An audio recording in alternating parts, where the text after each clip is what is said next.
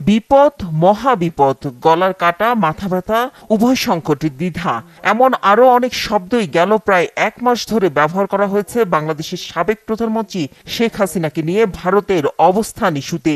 যতই দিন যাচ্ছে ততই বাড়ছে এই শব্দগুলোর ব্যবহার। আর হবেই না কেন? অল্প সময়ের জন্য শেখ হাসিনা ভারতে থাকবেন প্রাথমিকভাবে এমন ধারণা করা হলেও এখন 30 দিন পার হয়ে গেছে।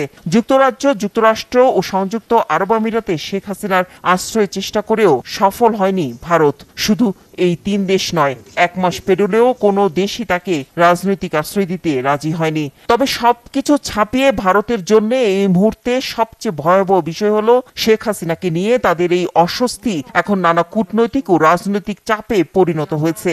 শঙ্কা তৈরি হয়েছে আঞ্চলিক প্রভাব বা দাদাগিরি হারানোর, যা আদতেই ভয়ঙ্কর বিপদ ও বেকায়দায় ফেলে দিতে পারে ভারত আর শেখ হাসিনাকেও। বাংলাদেশের সাবেক প্রধানমন্ত্রীকে কি তৃতীয় কোনো দেশে রাজনৈতিক আশ্রয়ে পাঠানো হবে? তাকে কি ভারতেই রাখা হবে নাকি শেখ হাসিনাকে দেশে ফেরত পাঠানো হবে?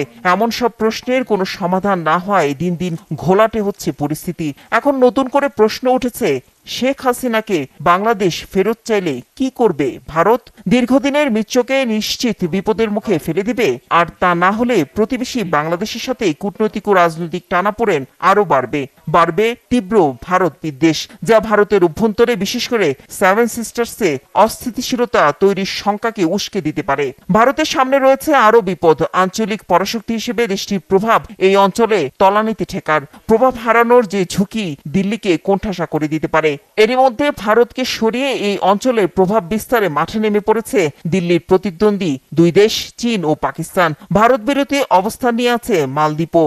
সব মিলিয়ে বেকায়দায় থাকা ভারতের সামনে এখন অনেক চ্যালেঞ্জ। আর এই জন্য বাংলাদেশের অন্তর্বর্তীকালীন সরকারের সাথে সুসম্পর্ক বজায় রাখা ছাড়া ভারতের সামনে আর কোনো পথ খোলা নেই বলেও মনে করছেন বিশ্লেষকরা। তারা বলছেন, গেল 15 বছর ধরে শেখ হাসিনা ও তার দল আওয়ামী লীগকে আকণ্ঠ সমর্থন দেয়া, বাংলাদেশের পূর্বাঞ্চলে সাম্প্রতিক বন্যা পরিস্থিতি, সব মিলে বাংলাদেশের ভেতরে ভারতের প্রতি তীব্র ক্ষোভ জন্মেছে, যা কমতে দিল্লিকে কিছুটা সময় অপেক্ষা করতে হতে হবে আরো অনেক বেশি কৌশলী, সহনশীল।